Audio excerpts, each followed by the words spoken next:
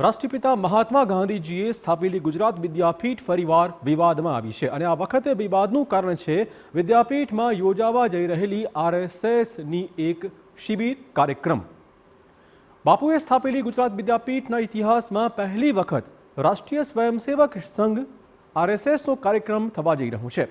22મી ડિસેમ્બરે આયોજિત આરએસએસના આ કાર્યક્રમને સજ્જન શક્તિ સંગમ નામ આપવામાં આવ્યું છે, જેમાં આઈએએસ, આઈપીએસ, ડોક્ટર્સ, પ્રોફેસર્સ, વેપારીઓ, ઉદ્યોગપતિઓ, ફિલ્મ કલાકારો સહિત 450થી વધુ લોકો ઉપસ્થિત રહેવાના છે।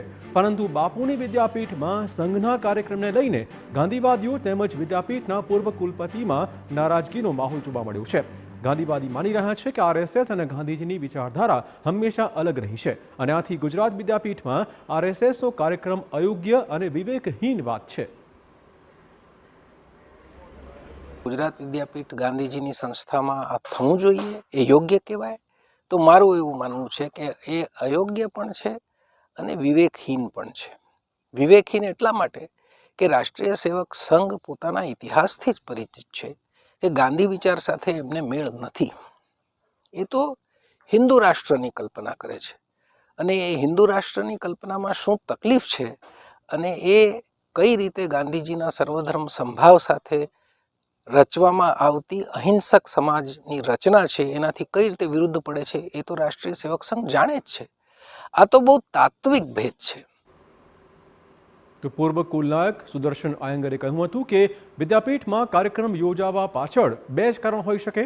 એક તો એ કે આરએસએસ હવે ગાંધીજીના વિચારોથી પ્રભાવિત થયું હોય અને જો એવું હોય તો તેણે પહેલાં પોતાના પ્રાંગણમાં જ ગાંધીજીની વિચારધારા પર વર્કશોપ કરવી જોઈએ અને બીજું એ કે સત્તાના જોરે આ કરી રહ્યું છે। કારણ કે સત્તા છે, સંસ્થા ઉપર આજે સત્તાના જોરે આવીને રાષ્ટ્રીય સેવક સંઘ પોતાનો કાર્યક્રમ કરે એ અયોગ્ય અને અવિવેકી આ રીતે થાય છે।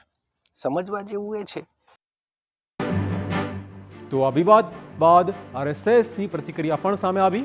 ભૂતકાળમાં નવજીવન ટ્રસ્ટમાં પણ અનેક કાર્યક્રમ થઈ ચૂક્યા છે અને ખુદ વર્ધા ખાતે સંઘની બેઠકમાં પણ ગાંધીજીએ હાજરી આપી હતી તેમજ સંઘના કાર્યક્રમોના વખાણ પણ કર્યા હતા।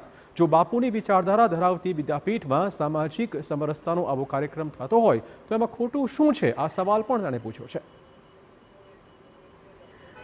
ગાંધીજીના વિચારોના અનુરૂપ જ છે અને આ પ્રકારના વિષયો લઈને રાષ્ટ્રીય સ્વયંસેવક સંઘ દરેક જિલ્લામાં સજ્જન શક્તિ જેને આપણે કહીએ છીએ એવા સમાજના મહાનુભાવોને સાથે લઈને કોઈ કાર્યક્રમ કરે તો એમાં ખોટું શું છે? અને એ સ્થાન એ ગુજરાત વિદ્યાપીઠ હોય તો એનાથી રૂડું શું છે? મને લાગે છે કે આ પ્રકારનો વિવાદ એ કેટલાક લોકો સંઘ પ્રત્યે વૈમનસ્ય છે એટલે કરે છે। તો વિદ્યાપીઠમાં આરએસએસના કાર્યક્રમ મુદ્દે વિવાદ ગરમાયો છે, ત્યારે જોવું રહેશે કે આગળ શું પરિસ્થિતિ સર્જાય તેમ છે। ગાંધીજી સ્થાપિત ગુજરાત વિદ્યાપીઠમાં આરએસએસના કાર્યક્રમને લઈને વિવાદ શરૂ થયો છે। આરએસએસના કાર્યક્રમની પત્રિકા સામે આવ્યા બાદ એ વિવાદની શરૂઆત થઈ છે। ત્યારે આરએસએસના પ્રવક્તા દ્વારા એ દાવો પણ કરવામાં આવ્યો છે કે જે પ્રકારે ગાંધીજી દ્વારા કાર્યક્રમો ચલાવવામાં આવતા હતા એ જ પ્રકારનો કાર્યક્રમ ચલાવવામાં આવ્યો છે અને ગાંધીજી પર કોઈનો સિક્કો લગાવવામાં નથી આવ્યો।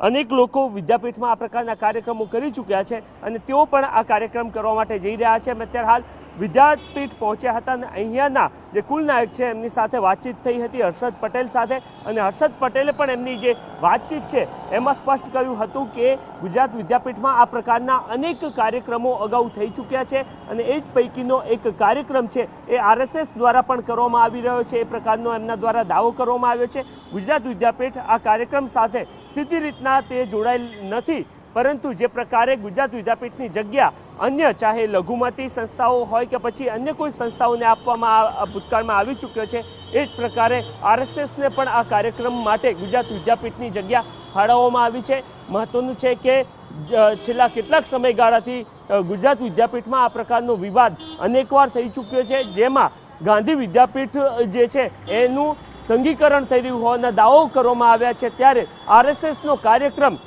છેલ્લા લગભગ 100 વર્ષ કરતાં પણ વધારેના ઇતિહાસમાં પ્રથમવાર જ્યાં થવા જઈ રહ્યો છે ત્યારે ફરી એકવાર એ વિવાદ શરૂ થયેલો જોવા મળી રહ્યો છે।